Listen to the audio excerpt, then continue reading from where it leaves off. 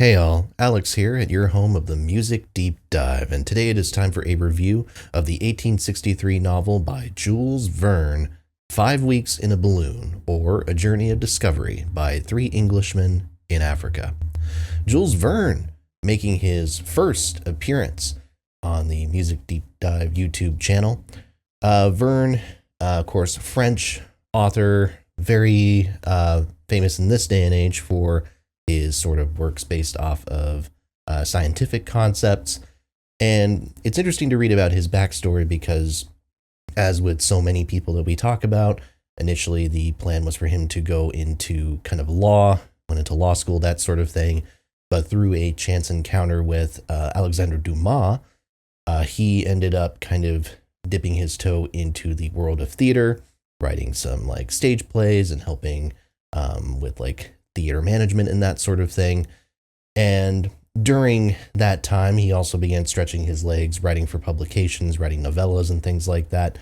And all throughout, Verne was spending a lot of time in kind of research centers, namely La Bibliothèque, a very major kind of library and research institution, reading about these different scientific concepts that had always kind of fascinated him in his own life.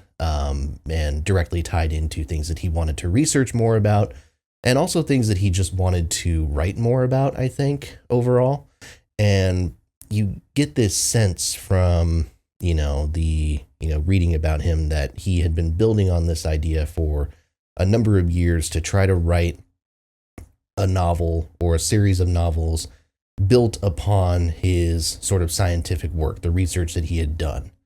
And that ends up culminating in 5 Weeks in a Balloon, essentially. It's his first novel that really incorporates scientific concepts in this way.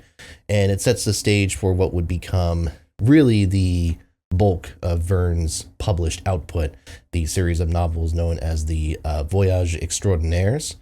Now, unlike someone like Dickens, for instance, where we have been very completist, as much as I'm aware that Jules Verne has, an outsized influence on very many aspects of fictional writing, certainly the world of science fiction owes an enormous debt to Verne.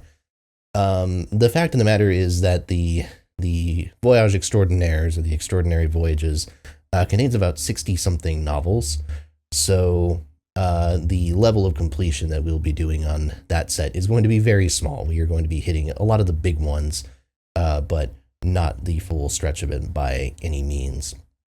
But 5 Weeks in a Balloon is an interesting one because, as I said, it is the first. And it's the first, but it doesn't become too far before some of his other more famous works. Like when you look at the release dates, stuff like Journey to the Center of the Earth and From the Earth to the Moon, two of his most famous novels, were published the year or two after this came out. So, this is very much right on the cusp of some of his most famous material immediately. And sitting with it, and kind of sitting with this story, ultimately, what I'll say is this: 5 Weeks in a Balloon to me is a very easy read. The entire premise is, so this is right in the era where like ballooning is becoming like a very interesting form of travel. There's a lot of kind of like, sort of unique kind of independent scientists who are doing like balloon voyages and things like that, explorations, whether it's in Africa, whether it's in other continents, the United States, etc. Ballooning is a big thing in the middle of the 19th century because it's like the closest that humans come at that point to being able to fly and to be able to take flight. And so because of that, the whole story surrounds these three fellows, this explorer guy, this, hunter who's kind of just along for the ride, and then the servant, Joe, who is there because he works with the doctor who's the kind of the brains behind all of this.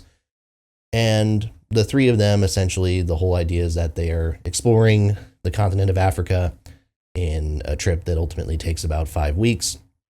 And through that journey, you can imagine they encounter a cast of colorful settings, not necessarily colorful characters, but a lot of different kind of scraps and unique situations that they need to get themselves out of. And this is, so when I say that description, I really am telling you kind of the extent of the book. It really is very much a kind of travelogue type of setting where it's three guys going from point to point. They inevitably find themselves in some sort of scrap, some more serious than others. There are some that are maybe played up more for comedic effect. There are some that are played up a little bit more seriously at points. One of the main characters is presumed missing at some point, and there's a whole kind of deal. There's supposed to be this tension surrounding that. Spoiler alert, they're fine. And that's what kind of, what I struggle with in this novel, I think, ultimately, is that it tries to present stakes, but it never really acts upon them. There's not necessarily a whole lot of consequence for anything that happens. Generally speaking, there's going to be some sort of resolution to whatever goes on, whether that's a character managing to somehow survive through sheer fate, a situation happening, or just, again, some just good luck that happens to be on their side, some good fortune. And sometimes I think that's connected to the doctor, Dr. Ferguson, and his, ingenuity, his quick wit, and that sort of thing. So sometimes I think they're able to outsmart the situations. But there are a number of situations where it just kind of feels like an act of God, a device that's being thrown in to kind of keep the story moving along.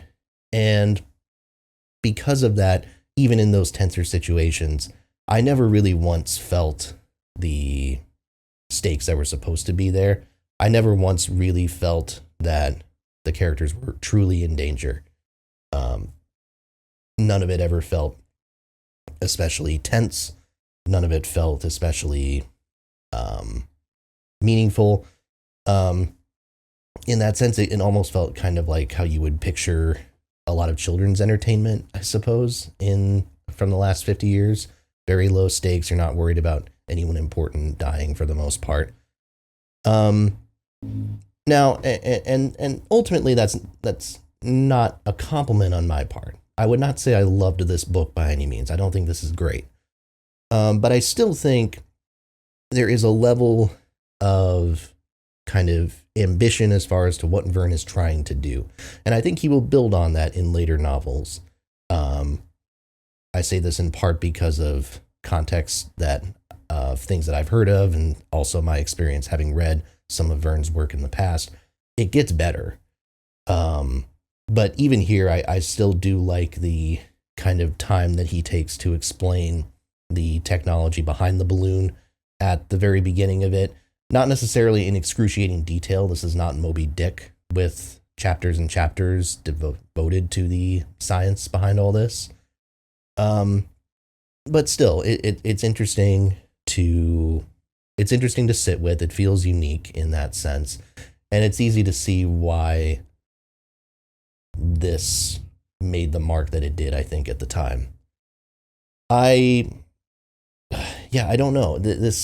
I feel like I don't have that much to say about this. I think the writing itself is good. I think the descriptions of the settings and the scenes inside of Africa are interesting, not always accurate from what I understand. But I think, again, given the limited amount of information you have access to at that point in history, I think it's understandable.